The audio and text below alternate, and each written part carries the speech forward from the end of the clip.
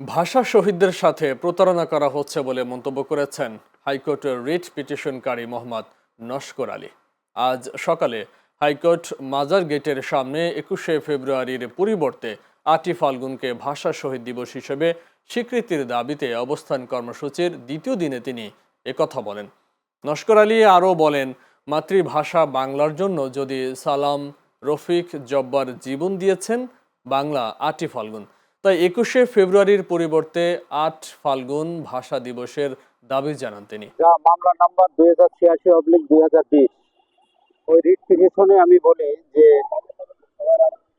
1358 সালের 8ই ফাল্গুন এদেশের দামার ছেলেরা তাদের মাতৃভাষা বাংলা রক্ষার জন্য রাজপথে নেমেছিলেন। তখনকার শাসক গোষ্ঠীরা তাদের উপর আতর্কিত গুলি করে এবং তারা শহীদ হন। রফিক, শফিক, বরকত, জাব্বার, আরো নাম না জানা অনেকে।